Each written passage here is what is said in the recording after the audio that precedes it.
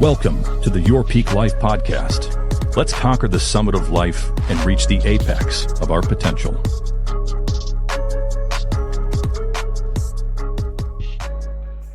Welcome to another episode of Your Peak Life podcast. What's going on, DJ Julian Rivera? Do your thing. We got my man, Edgar Munoz. How you doing? He can introduce himself. And then we got the special guest today, the one and only, the Eli Miller.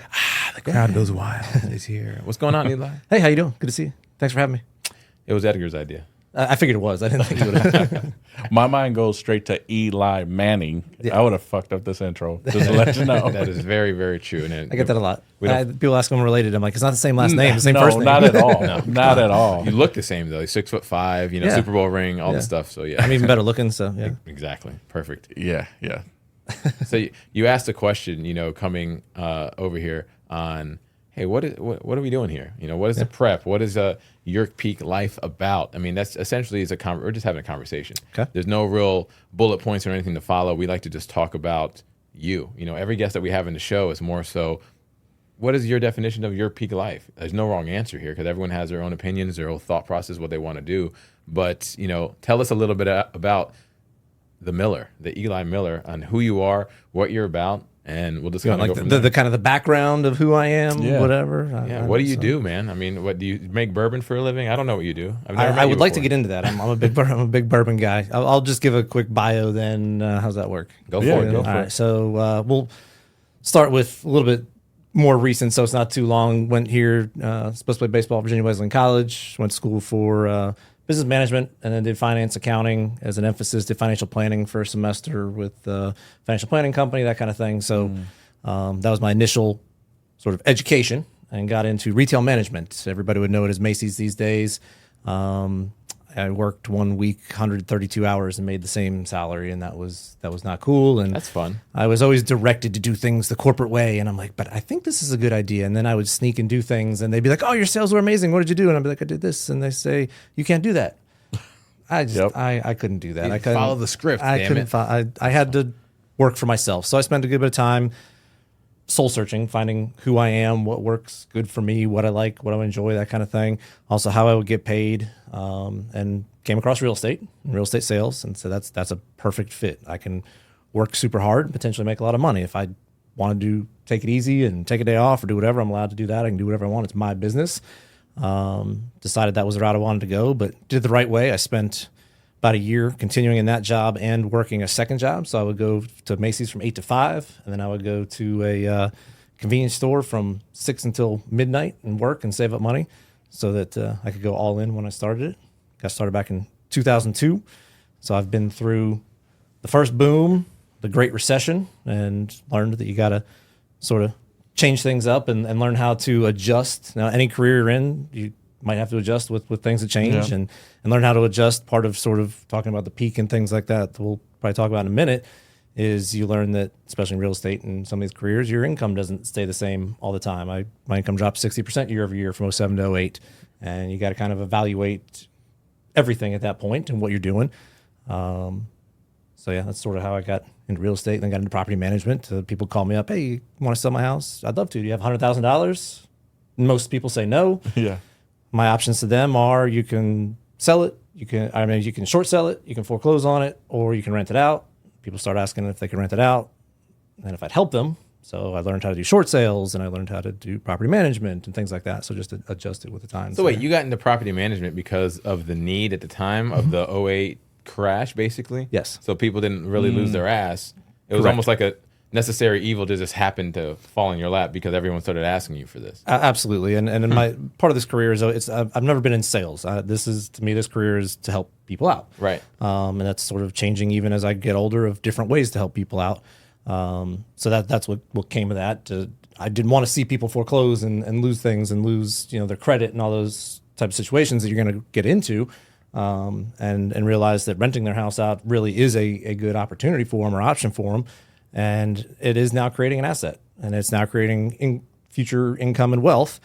Not the best reason for it necessarily at the time. Right. But it's a reason that has worked out well. Several people I still work with still actually have those properties. Since 15 08? years later. Yeah, going on 15, however long it's been now. still have those properties, and now they've got a bunch of equity, and things are good. At the time it wasn't. It was a scary situation, but helped them through it at that time, and that made me feel good. And it still does. It's funny you mentioned that's how you got into it, because I stumbled upon and we bought our first house in '06. Obviously, the crash happened, and our house was worth like $100K, whatever it was. And this is a home in California, and instead of short selling or foreclosing on it, we became landlords. We rented that out. The military moved us to San Diego, which was like 6 hours away. And we bought our second home, and we kept the other one for a couple of years until, we recouped that money, which was years later. But I think that was the best move we made then. Yeah. Right. And then the second house, we were able to buy it at the bottom of the market, which was like late 2010, 2011, and with a good interest rate. Yeah, good interest rate and low prices. It's kind of a perfect storm in that 2010 to 2013 range. I even wrote a post about it. This will be the best year in history, if you look back on it, probably to purchase a home, because we're never going to have a crash like that again. That was fraud. That was at a major level, that barring some major catastrophe, so to speak. And then interest rates came down as well, and so there was kind of a perfect storm of pricing and interest rates to be able to purchase for a brief period there. And to that point, our first house, we had no business buying that house. Like our credit was shit. Like we were in the military, we weren't like watching our credit score. Typical We were Spanish young guy in the military. Yeah, man. We were just out. I had the 5 cars in the front yard, all that stuff. And we saw something. It was like the house was like, it was a house that we saw an ad, and it was like, damn, that's a good price. Let's go check it out. Had no clue how to buy a house. In a newspaper? I used to have newspaper, or that's how I used to get business back in the day. This was '06. I can't remember if it was like on MySpace, Facebook. I can't remember what it was. It wasn't Facebook. Well, it might have been. But might have been. Yeah, MySpace. But anyways, we went, and it was like, oh, it's a manufactured home, right? But by the time we got there, we had already applied online, and we got the call like, oh yeah, you guys are approved. There was some crazy stuff back then. I saw some. Yeah, and we got like things. I forget what it was called. Whatever program they put us on. It was really, we only financed like 120, and the other half wasn't going to start until after we paid off the first 120K. Wow. Yeah, that was crazy. Yeah, we're locked in for like 80 years, right?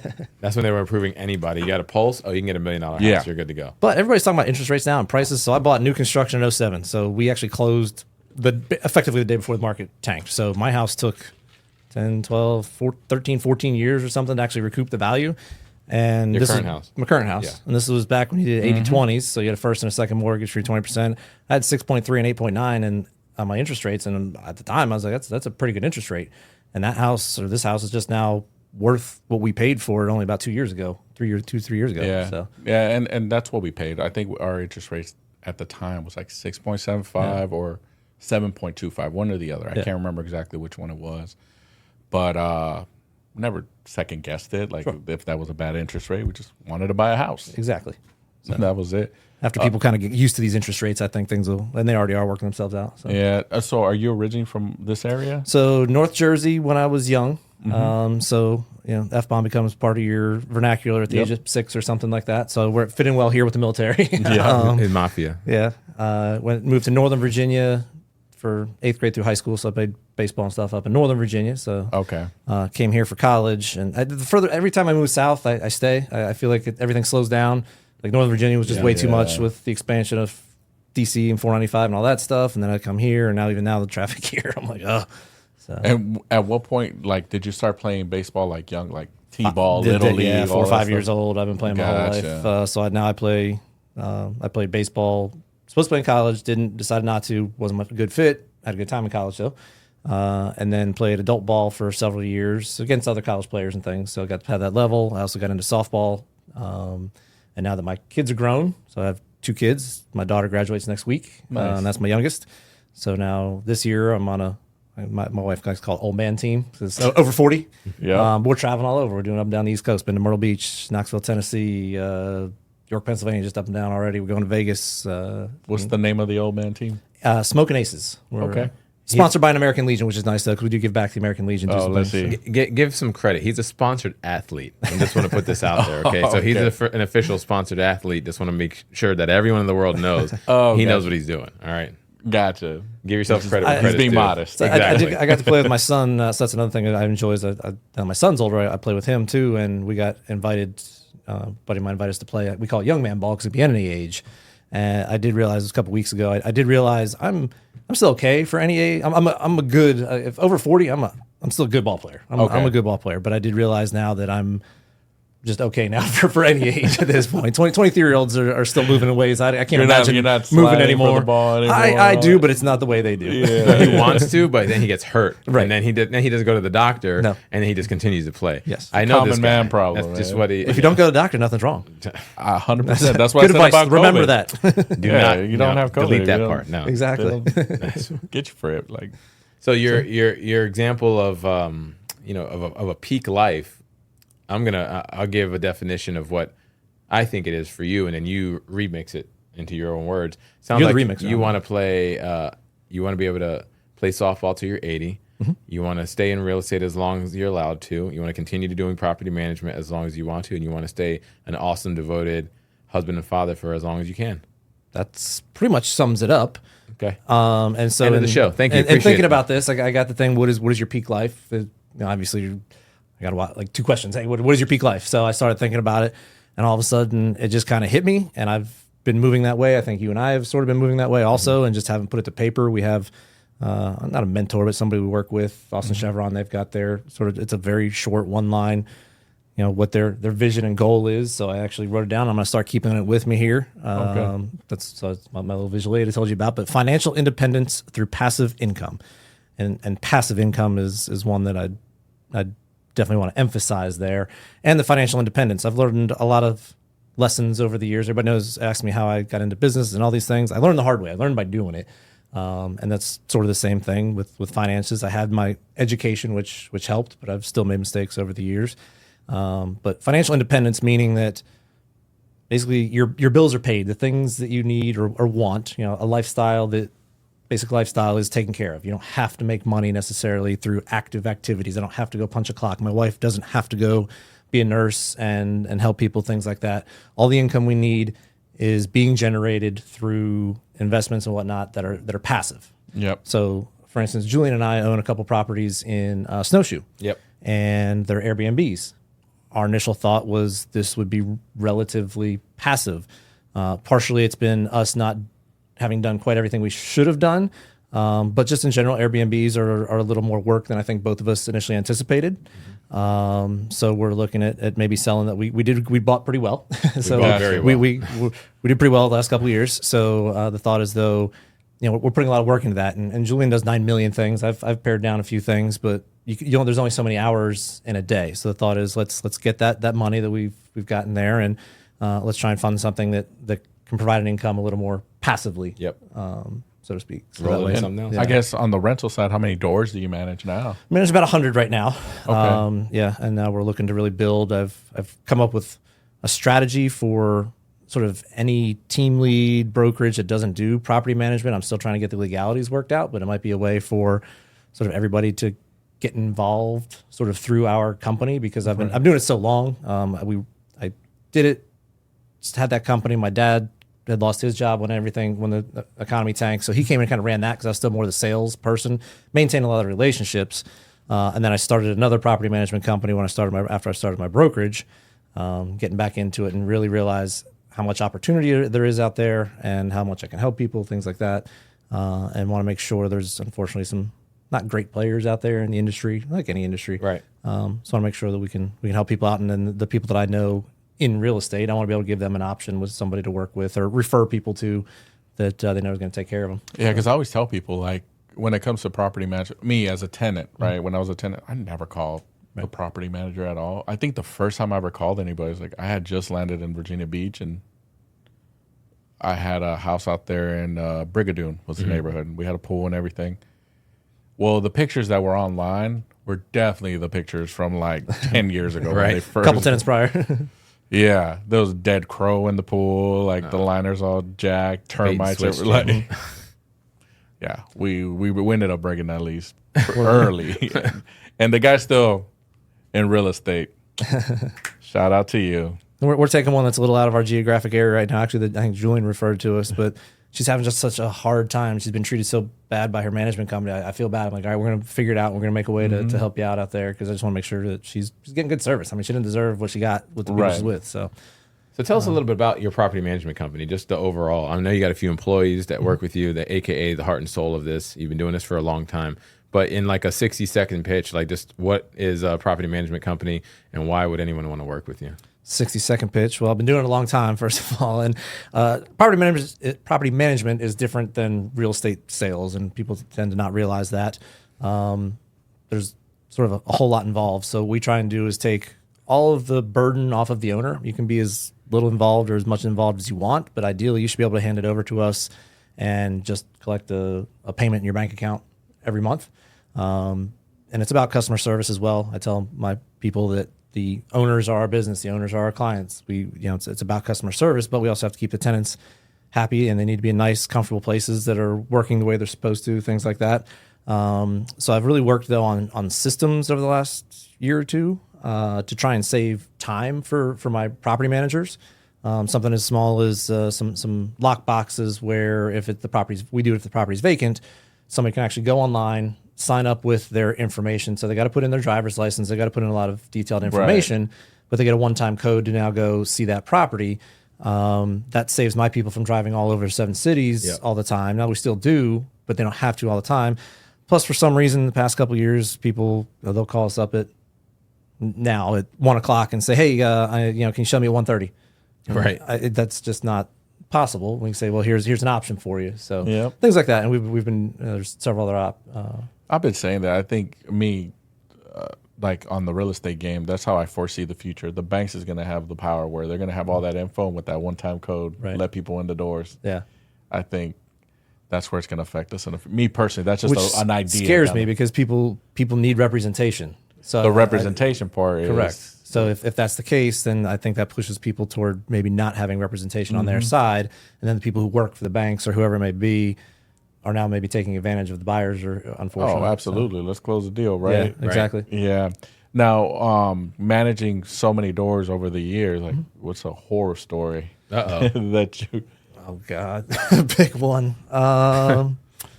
We've had we have people destroy the places, and then you can't get any of the money back. People stay in the houses. We've had because I ended up evicting one of my tenants, and we've evicted a lot of people. I'm sure you have. And mine was like, we got this older couple. I was like, cool, they're gonna move in. They don't move shit. They just move in, set their furniture, and they stopped paying. Like 3 months later, I was like. Yeah, we've had it where people moved in and pretty much stopped paying. During COVID, it was rough. I think it was a horror story for everybody. We couldn't evict people that wouldn't pay. Now the owner's stuck with the mortgage, and there's no rent coming. Their in, rent or mortgage. Yep. Yeah. From various animal issues to crime. I mean, there's so many things that I could probably think of a whole bunch of things. There's so many you can't even narrow it down. I can't even narrow it down. Yeah. Give a 2024 story, something that's happened this year. 2024, what do we got? Well, we got an old guy who can't really move much, and we have to do everything for him, and didn't report that water was leaking in the kitchen, and now has caused several $1,000s of damage to that kitchen. Why do I know this story It might sound familiar. I don't know. Oh, yes. It sounds extremely familiar. Okay. So we're trying. It's not one of those rehabs, right? No. It's a house that should be perfectly fine and ready to live in, but this guy just happens not to want to live in a way that an average person should live. Yeah, like the bare minimum. I think his liability on the rent, because he gets assistance, is like $60 or something a month, and he still has a hard time with that, and we've got to go collect it from him and things like that. Yeah. Well, with your children now, I mean, what's their aspirations? Do they plan to get into real estate, or are they doing the baseball or something completely different? So my son played baseball, and then partway through high school, he decided it just wasn't for him anymore. So I think it was his junior year, and then got into golf. But then him and I play softball together. My kids are smart and good, man. I don't know where they came from. It wasn't me. So my son went to TCC out of high school because he didn't know exactly what he wanted to do. And bounced around a little bit. He wanted to be a police officer, did some things, but kind of like when I said I spent time deciding who I am, we gave him that time to decide who he was. and realized that computers were a passion of his. And so he went and got his cybersecurity degree in like 2.5 years or something. And now he's got an amazing job with a government contractor. And Nice. he's 24 years old here on Monday and owns a house and is married and all that good stuff. And then my daughter graduates next week. She was a state champion gymnast growing up. So for, I don't know, 10 years, 15 years, there's a blur because we were traveling 7 days a week or going to practices and things between him playing travel baseball and her with her gymnastics, which if anybody has daughters in competitive gymnastics, that's a 30-hour a week commitment without the stuff My going kids on. are just getting into that age when Yeah. they're getting into stuff. So I'm about to hit that, Yeah. I guess, 10-year, whatever Yes. gap of just events. And I Julian, coached- I know you got like 20 kids. Like, I don't know how you do it. I mean, I'll be kidless at 75. I did the math. So, yeah. So my daughter's graduating and she's deciding now to do the same thing. She's going to go to TCC and kind of figure it out. She thought she had a plan. But we talked to trusted people, including your wife and whatnot. And it's helped her kind of think, hey, maybe let me evaluate this and make sure I'm making the right decisions moving forward. So they're money conscious, a lot better money even than I was. So yeah, they're doing good. See, we got to give the kids. Well, let's just be clear. They have these, right? Yeah. So technically, they have access to every piece of information in the world. Compared to when we were growing up, we were lucky if we had dial-up. You know, We had to meet somebody, right? Right. We had to meet. We actually had to go to the library and look through the Dewey Decibel System and find out, Yeah. hey, don't want to do this. You know, but that took hours. It took so much time where they can figure this out in 5 minutes if they really wanted to. So, but not every kid does that. Right. They have access to every piece of information here, and they still decide to be the consumer instead of just going and actually learning and figuring it out. So I got to give your kids credit for at least thinking that way, because they're part of like probably 10% of kids that do it like that. And then you got the kids, unfortunately, who are influenced too much by social media, who think that there'll be a TikTok influencer or something like that. And unfortunately, they kind of get pushed the wrong directions because of that instant information. So. Yeah. I mean, I think that's where like now they're getting a little bit of seeds here and there, but I mean, at the end of the day, it's up to them to like really research. But it's at the palm of their hands, right? Literally. Versus we physically have to go get a book or actually know somebody who's really doing it. Yeah, actual physical books, which they don't even hardly use anymore. Right? We have bookshelves. They don't even know what a bookshelf is. Hell, I went to the Virginia Beach Library and I was like, this is nice. Right. Right here, right off of Virginia Beach Boulevard. I didn't even know it was that nice over there. You've never been there before? No. When the hell did No, you go? does anything about me say I go to the library? Yes. We were looking at a room, a conference room. Living that peak life. I just, because you're talking about the kids and stuff now, I just want to throw it out there. And I think you guys both, I know you do, and it seems, you got your kids. One of the nice things about real estate, but peak life is balance. So we do have to still work right now. We don't have that passive income that says now I don't have to work, but it's all about balance. You have to be there. You have to spend time with your kids. Like that's number one. That is, to me, that's a peak life. Like if nothing else went right in my life, if I had spent time with my kids, that's peak life right there. But you still want to show them and grow and have the opportunity to do pretty much anything. But if you can work, but you got to go to their games. You got to go to jiu-jitsu. You've got to go to gymnastics. You've got to go to whatever they're doing. You have to spend that time with them. And that's truly peak life is finding that balance between work and family and hobbies. You gotta have something for you too. Yeah, I Very agree. true. I agree. The kids' time with me is it's a non-negotiable. Yeah. It's whatever events they have, I'll be there. Yep. Right. Have there been times I had to leave early? Yes, but I'm there. Yeah, Right. I was the same way. Very few. Was I watching a baseball game and maybe took a phone call during a baseball game or something because I really had to? Yes, but I was generally there. Now, did I maybe have to work till midnight that night because I went and spent 3-4 hours on a baseball Right. field? Yes, that happened, but had that opportunity.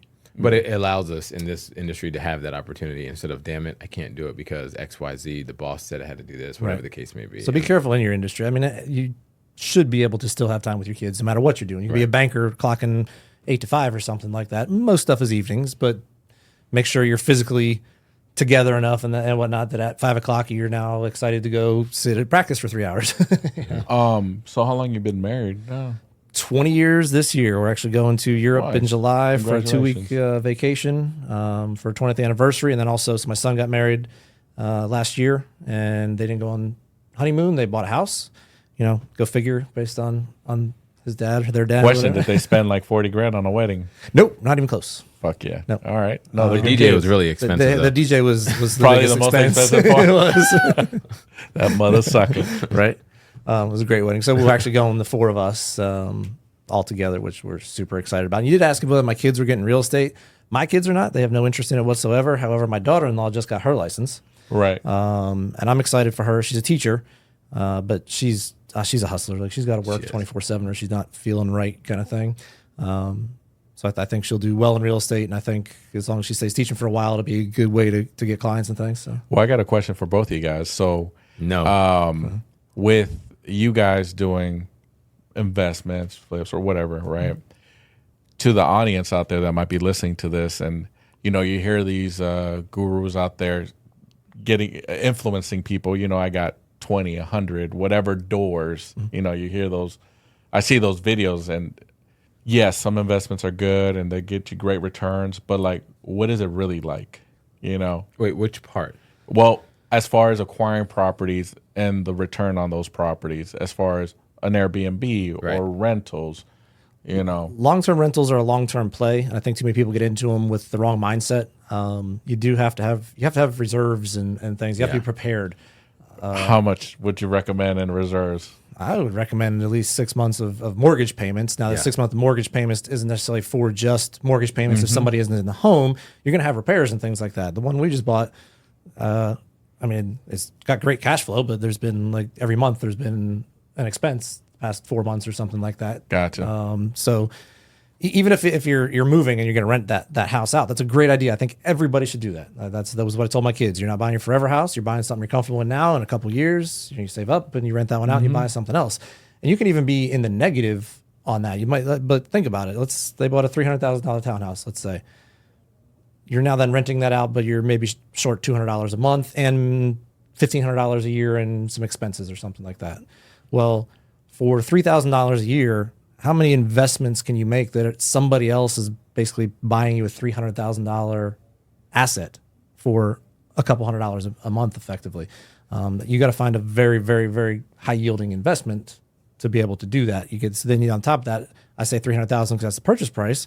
If real estate doubles every 15, 20 some odd years, now it's a $600,000 asset that you put a couple $100 toward over the course of time. So right. I think you hit some things in the head as far as having reserves, right? A lot of people get into it just because they could get into it, and they're thinking, they're going to be raking in thousands of dollars in the door, and it's not like that. No. Long-term rentals, you're not looking at cash flow too much. Now, there's options and things. If you really get into it, you can find something needs a little work. You can get a little cash flow maybe, but you need to. In my mind, I think you need to look at long-term ones as sort of just a sit there and wait kind of thing. Yeah, and I had a conversation with a buyer not too long ago where, well, now he's the buyer, but he was a little hesitant because he's like, I just want to rent. I don't want the liabilities of things going haywire and have to fix it. I was like, what we do, right? Like, every time I replace that stove or that microwave or whatever happens, guess what's going to happen when your lease comes up? Rent's going up. You're paying for it. Yeah, exactly.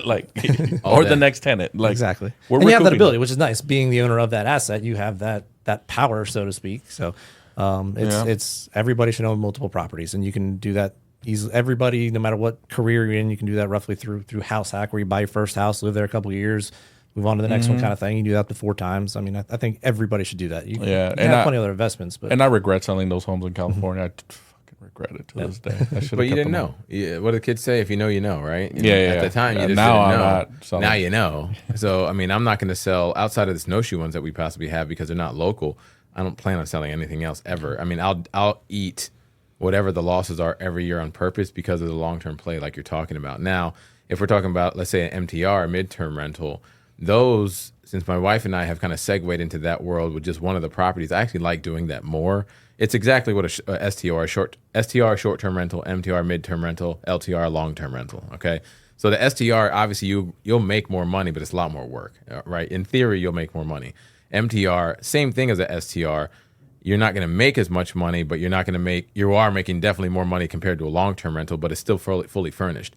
I don't have to leave the extra coffees or teas. I don't have to leave an entire roll of toilet paper, just 1 or 2, because they're going to be there for 30, 60, 90 days. They're going to have to re-up on some of the stuff, and that's pretty much industry standard, but I don't have to move all the furniture and stuff, right? So, yeah, we still have to pay the utilities and the mortgage and everything, but if I'm making these numbers up, but if it's a short-term rental on the unit and we're paying $2,000 a month for just all in, whatever the case may be, but we're making $6,000 or $7,000 a month. That's dope. That's gross. That's still cleaners every 3-4 days. That's still more and more wear and tear in the house. There's still a lot more maybes. I'll just put it out there. And is that what's happening with the was it the townhouse you guys have?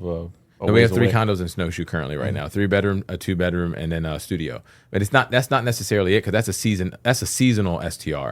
Where some markets have annual, like you can do it throughout the entire year. With us, with the MTR down here, more so, I look at it is I got that place because being in real estate, I realized people are PCSing and coming to the area so much that they don't want to rent, and they might need a place just in case until they get their next house. Right. That was literally the entire intention behind that. I tried to STR for once. Laws and regulations came out. It's fine. MTR, we don't need to worry about permits and stuff. Cool. We just kept everything in there, and just literally minimum days you can book is 30. So now back to that $2,000 a month analogy. If you're making $7,000 on the STR, you might make $3,500 on the MTR. You're making it, or maybe $4,000, depending on what it is. But they're there for 30, 60, 90 days. You still got to do a cleaner, but once. You still have to worry about wear and tear, but it's the same person. You don't have to worry about getting the coverage and the insurance to cover it, because you know where it came from. You know what it was in the beginning and the end. It's comparable to LTR. So if I had to choose one lane out of those 3 to stay in for the rest of my life, MTR, LTR, then STR in that order. But but again, this startup. With an LTR, you just buy the place that's empty. People moving their own stuff. They don't have to worry about it. MTR, you got to put the $5-10 whatever up front to get it ready, get the furniture in there, whatever the case may be. And with the MTRs, I could see that really working out here in our area just because of the military, right? Like we get here and it's like, I don't want to get stuck with a long-term lease. I'm buying a house, or we're just waiting to close. Or, Countless times I've had military come to the area, and when we talk about buying, like, I think we're just going to rent for a year because we want to get used to the area. I'm like, but why do a year? The midterm situation is relatively new, so I wish we had that more so back in the day. So it now gives them, all right, let me just rent something for 3 months and get used to the area instead of locking myself in for an entire year before I buy something. So on the business side, what as far as rentals or flips or investments, what do those numbers look like for you, I guess, down the line that you're trying to reach? So 500 properties, or doors, I should say, under management is the initial midterm goal, I should say. Okay. At that point, my involvement can step back a little bit, and that's where that money, when we talk about that kind of passive income, where I'm not having to put in as much work for the income coming in, so to speak. Still trying to decide. I love selling real estate, so I don't know yet. Each year has been different recently. I think I'd like to be in the 5 to 10 million range. I feel like that's in sales volume or something, maybe more, but just to stay in it, stay relevant, know what's going on in the market, things like that. I still have a team. I've been paring it down. We started with 35. We're down to 8, give or take, right now. 35. Yeah. Damn. Okay. But you realize that. So I poured into this team for years and years and years. Poured in, but it wasn't getting it back. And people, how do I get business? And I work with them. Here's how you get business. Here's what you do. Then they wouldn't do it, but then they'd be mad at me for some reason that they weren't successful. It's all your fault. It's always my fault. And that got pretty frustrating. So I'm letting the team kind of be people who I want to be with, and I think we're kind of there right now. I had somebody who wanted to join recently, and I'm just like, I don't know. I don't know if that's quite the fit for me, and I don't want to just take anybody at this point. I'm excited to bring my daughter-in-law on and teach her, because I know she'll be extremely receptive to everything and work hard and be into it. So I'm excited about that one. But in general, I think for the team lead side, I think the biggest thing you get is like, well, how do you do it? Well, you got to do this or that and the other. Well, I don't like doing that. I'm not doing that. Right. It's not. I'm not doing that. Yeah. And it's like, I don't know where you want to go then. Right. I mean, there's only so many ways to get you have to get business. I think people for some reason get their license and they think they're going to now make $100,000 a year without having to just as a job. Like the deals are going to come to them and they're going to do them. They're going to make the commissions. People are always like, I like houses. That's the thing I get when I talk to people maybe new to the business and stuff. I'm like, you can have a law degree, you can have a marketing degree, you can have all these things, but how are you going to get the business? That's what it comes down to, is how you're going to get the business. So, and then on the flip side of that, though, is really work. So those are the active things. I've been working recently to pay down a lot of monthly bills. You start making some money. You're like, I want that nice car, and I'm going to finance it because I know I can keep my cash and put in something else, et cetera. Yep. But then that kind of builds up to a point that you probably shouldn't have gotten to. So I've done that, and I'm working to go backwards so that then there's monthly income to put toward these things that are going to provide that passive income. And you need to diversify. We're talking here a lot about real estate, and obviously it's our passions, and we're very knowledgeable about it. But even just dividend stocks and things like that. If you're into crypto, there's actually now some things in there that are pretty safe and provide really good returns. I mean, there's a lot of different things to look into, and you want to diversify those things out because there could always be an industry hit by something. So you want to have it mixed in a little bit, and you want to have different levels of risk. So, Yeah. You know, I realize this is my biggest flex in the stock market. You ready? you're in video or whatever it was. Oh, you got NVIDIA? Long time ago. Hold on. My life. I had that. I got to show this to you. Those are one of the ones that I had. Like, Yeah, I had. So the people I wish I bought Apple at. Well, everybody wishes they bought Apple at. like you know which one I bought when you said crypto? What was it? Yeah, Doge or something. Doge. I Yeah. had Doge Oh my when gosh. it was like, this was like 2018, and I think I spent like $400 and I made like 16. Sounds about right. When they had that little boom. I got a buddy I know. He got into Doge. I don't think he maybe put in like $500 or something. It was something small, and it started going up. Hit like 10 grand. He tried to cash out. Couldn't figure out how. Went up to 60 grand. Tried to cash out again. Couldn't figure out how. 120 grand. Oh my It god. just kept going up because he couldn't figure out. He finally cashed most of it out. At $100 and some odd thousand on $500. Yeah, I think I was lucky. I forgot the platform that wasn't letting you cash out at one point, but I had Coinbase. Which I think he did it through a wallet instead of actually like Coinbase. somebody like that. So he I couldn't don't figure out know. how to get That it. was the last time I got into the crypto world. I mess with it a little bit right now. I've been following it all along, and I was investing in it back when the prior bull run, so to speak, we're just back out of the bear. So I invested in it and played around and learned a lot of things when it tanked. So now with it coming back, I know what to be looking for more. So But you don't sell. You hold it. You hold it. You only lose when you sell, man. but That's what it is. One of the cool things I've seen about crypto recently is now it can go with real world type scenarios. So you can kind of do it where it's like almost like an ETF or something. You can invest in a token. Now those people then, so a couple of the ones I like are traders who do very, very well and have many, many years of proven track records. Well, I can invest in that trader and get part of the returns. There's a couple different options. There's even bot trading and things like that. There's now ones that are doing mining. So mining, let's say Bitcoin is extremely expensive, very labor intensive, things like that, with trying to make sure it's all going right and you need the knowledge. Well, now I can buy into these people who have negotiated really good terms with their power and know the stuff they should be buying and keeping it cool and all that. So they do it all, but you invest effectively in it and you're getting a piece of that return. So it's not like you're just picking Dogecoin, hoping that one goes, because your money could go up high, but it could also go to zero. These other things are more, they're safer. They're more Like real the world type S&P assets. 500, right? Like those people, that's S&P, that one. or it's like you're investing in somebody who's mining dollar bills or something like that. You're mining gold. There's one that it's a gold mining broker or whatever. So you're investing in actual like the mining of the gold. There's a lot of things. A lot of people's perception is that crypto, you invest in it, is the goal is to get rich fast. Almost like people that get their license, their goals, they're going to get rich very quickly in real estate, and it's not that. I mean, there's a chance. There's always a chance. Never say never, but it's a long-term game. That's just what it is. I think on your NVIDIA one, they're about to split it, right? Like 10 different ways. I was So I got into this in April 14th of 2016 Okay. at $9.17 a share. I have 160 shares. Now, I wish I had way more, but the conversation is, shit, I should have bought more instead of, fuck, why did I buy that?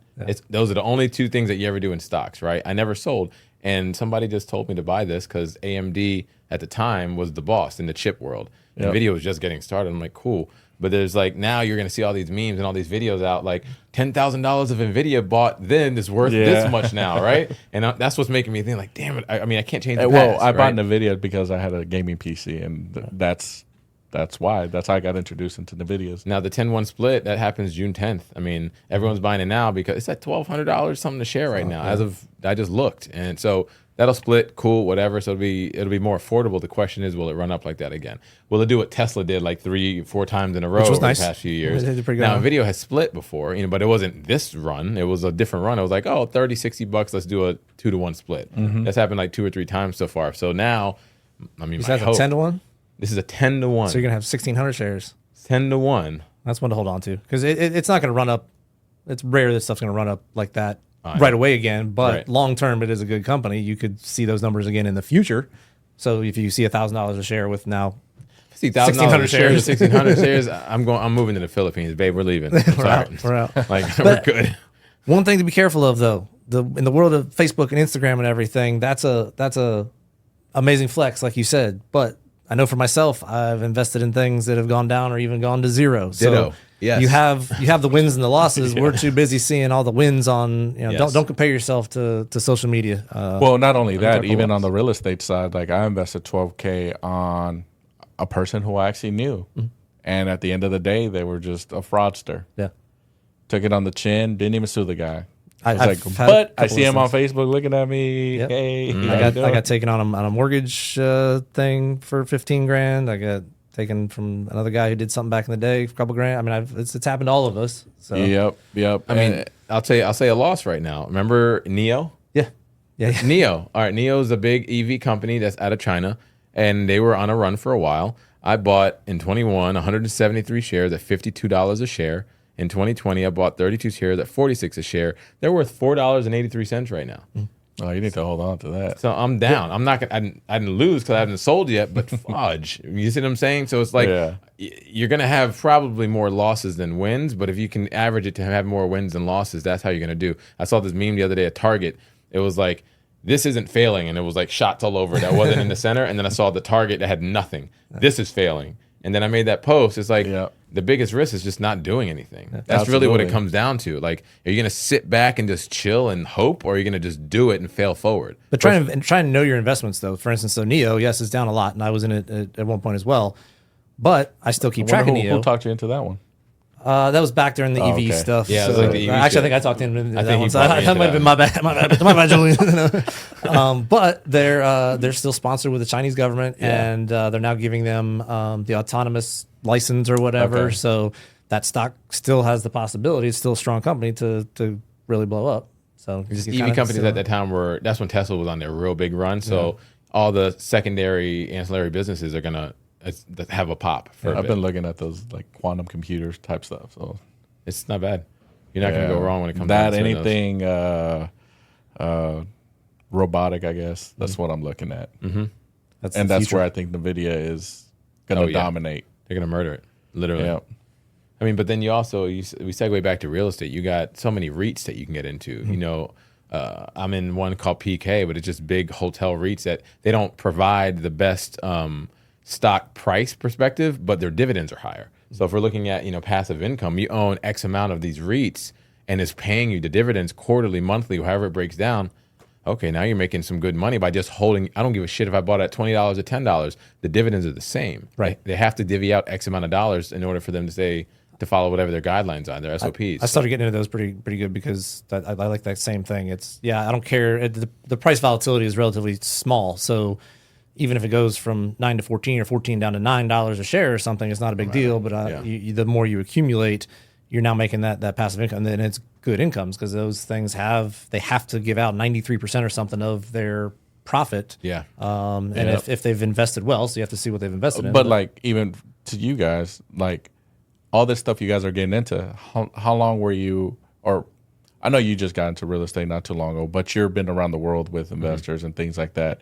You've obviously been in real estate since 22 2002. years. 23 Right. years. I don't But know, how years. long Before Christ. before you guys actually really started dibbling and dabbling with all these rates and things like that, right? It didn't happen year one, year two. For me, it was most of my career. It's I say in the grand scheme of things, relatively recently over the last 5 years or something. Than a rental property or something, but most of it's been relatively recently, so to speak. Yeah, I wish 'cause- I'd done a lot earlier. I wish I had podcasts and things like that. Now, I mean, we're big on following these people on Instagram, Sam Faster Freedom, whatever, things like that. Yeah. I wish we had those things. We didn't, so I had to learn kind of. Yeah, and I think it's that capital that you like the 12 grand that I spoke about, right? Right. That was money that I knew I wasn't going to look at it, Right. Not expecting it back, Yep. right? Because it was an investment, and for some people they need to collect that capital also sometimes. Yeah. To Well, that's why I say kinda get start into bringing these- down your bills so that you have more money monthly that can go into something. Because yes, it takes money to make money. So you can't make $5,000 a month and spend $5,000 a month. You're never going to get anywhere. Right. I don't say it doesn't matter what you make. You just got to spend less than you make, and then take that extra to invest it. Yeah. So. It's to your point, invest what you're willing to lose. It's like when you go to Vegas and gamble. Are you really expecting to win? You're willing to spend whatever you decided to spend. It's the same. This is entertainment, $100. Right. Yeah, Same concept, dude. Well, I mean, in 5 years, where do you see yourself? Yes. Chicago. Florida fishing. Florida, okay. Yeah, definitely with the more passive income. I'm already kind of moving toward directions I want to move, but a lot more assets, so to speak. I still want to work. I still want to do the things I'm doing. I'm still going to be building the property management. I'm still going to be selling houses and working with a team. I enjoy it. 5 more years, I'm still going to enjoy it. 10 more years, who knows? 15, whatever. But 5 more years, I definitely still want to be part of all that and doing that. But my big things are paying down what I got and building those assets and income producing things. So, and doing more of what I like to do. So part of it I realized was because I had kids, but also part of it was I just worked too hard. I always felt like if I wasn't, I still have it. It's this weird feeling that, we're not multi-millionaires. So if I take a half day or if I take a day and go fishing with Jeremy, I love fishing. I used to feel very, very guilty about that. Like, I should be working because I don't have millions of dollars. And so now I'm realizing I actually work better and I'm more productive when I do these things that I enjoy doing. I've just got to have balance, but I'm definitely spending more time doing those things. We're going on a 2-week vacation. I haven't been on a 2-week vacation in 20 years. So I see more balance in 5 years, a lot more balance. Now, your 2-week vacation, how many calls and emails? Are you really shutting out the world? So for the first, I've never gone on vacation and not brought phones, computers, and worked. Okay, and that's not a flex. That's a bad thing. Okay, that's not a good thing. This one though, I am pretty comfortable with the teams I have in place, the people I have in place to answer a few things, but hopefully I've got a $1.1 million closing while I'm maybe gone, and I'm fine with one of my people going to the closing and handling my clients and things like that. I've got probably gonna have several active listings, and I'm not even gonna worry about it. I've got plenty of things going on that this will probably be the first one that I'll be relatively comfortable being gone. Will I turn off my phone now? Hell no. I can't do it, man. I can't. But he has the Android, so if your iPhone like we are, you won't be able to contact you won't forget him me anyway, right? Yeah, yeah. Those pictures are horrible. I know, green bubbles. What the hell? I don't get it. You do realize it's Apple that does that anyway. We do, but we don't care. You don't care? No, you don't win. I'm sorry. My wife gives me. Everybody gives me. We're that the bigger stuff. gang. Sorry. Yeah, it just fucks up the whole group text. Like, this guy. There's always one guy. The dark side. Well, do you have any questions for us? Where do you see yourself in 5 years?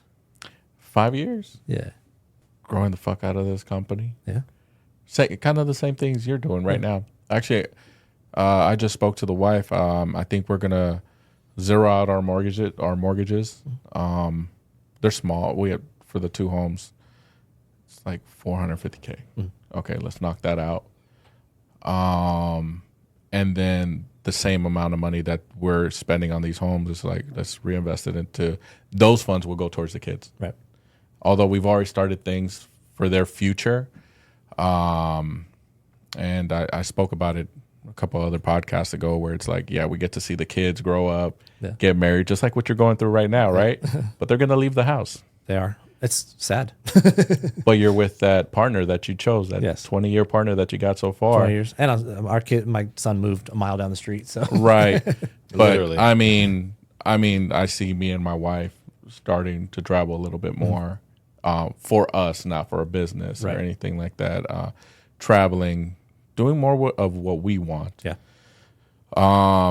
And do I see myself ever not working? No. And then that's kind of the.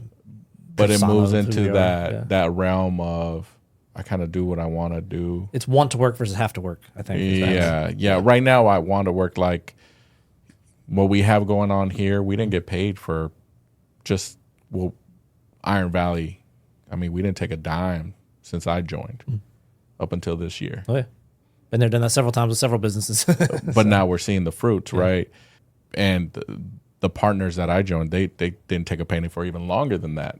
But now the fruits of our laborers are coming back, and now it's commercial. We're looking at can't say that shit, but we're looking at commercial buildings. But fuck it.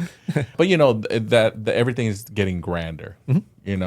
I think I'm gonna enjoy watching. Mike, for example, Mike Little. He's going on those stages next as a speaker, and that's gonna be dope. Watching that monster there just grow up. I always told them, I was like, I don't see you as a coach. I just see you as that speaker, not a. I don't know if you know who Dan Pena is or whatever. Like he's that blunt in your face. Yeah. I was like, that's your crowd. That's gonna be the niche, right? Yeah. So let's see what kind of the support he gets. Obviously, watching California grow with Eric, but again, for myself, it's gonna be more time with my wife. Yeah. The children are still small. They're gonna be in junior high in 5 years. Yeah. So we're stuck with them. Well, a lot more baseball, football, whatever. Enjoy the times. They change. I was nervous about them getting older, but they just change. So that's good. Two of my kids, I'll say this. My daughter and my middle child, they are more artistic. Arts, piano, whatever. My youngest one, he's more me. He's more sports, dumb. Like he's always in trouble at school. That's not always a bad thing. Every not always week, a bad thing when they get older. He's a good kid. He's just like he does what he wants to do, right? Yeah. It was flipping off the kids in the school bus. He's 5, by the way. Then there was a active shooter drill at school, and he couldn't keep quiet. That doesn't help. And we just got a report. It was like he said he cussed in recess or whatever. No big deal. He's not hitting any kids. He better not. What makes you feel better? This is what my 2-year-old did to my wife. The other day, so. No, Miles, my man. Yeah, that was cute. That's kind of funny. It's pretty funny though. Yeah, but 5 years now, and that's the cool thing now. Also, we're like planning family trips together. I think that's very important that they see the world. Me and my wife were prior military, so we got to experience all of that, and I think that helps. I agree. Just any person to experience that. Just get the fuck out of America. See how other people live, see other cultures. Yeah. Take it in. Like, just experience that and get out of your little bubble. I think you obviously moved from a different area to here, and you've seen different states, right? And different. I would say Jersey's right. You said you're from very different. Yes, very different than Virginia. I would never go live back in New Jersey. Never. Right. Yeah. If you ask Edwin, he claims Jersey, but I don't think he'll go back. Right. Nope. Edwin said he's sorry he couldn't be here today too, brother. He wanted to do it, rock it with you, but that means you just got to come back and do another one. We'll have to do another one. We'll get a good topic going. Yeah. I did one other thing to add to that though is over the years, I like seeing other people do well and maybe being a part of that and whatnot. So I think that's kind of also with the whole creating passive income and things like that. I want to help the people I'm around see that as well, whether I can help them get there, or at least just show them that they need to be getting there. Or somebody like Julian, who's of the thousands of people I've met in real estate or wanted to get into real estate over the years, he's the one person where it was like, this person will be successful if they just are given a little bit of a nugget and they'll run off with it kind of thing. So that being able to see that happen is to be as amazing, and I want more of that. I want a lot more of that. So yeah, no, absolutely, that's a great feeling. Not that there's any more Julians ever, but somebody there's no more Julians. Sorry. But just seeing people who can need a little push or need a little something, and you can be that something to help them go to another level.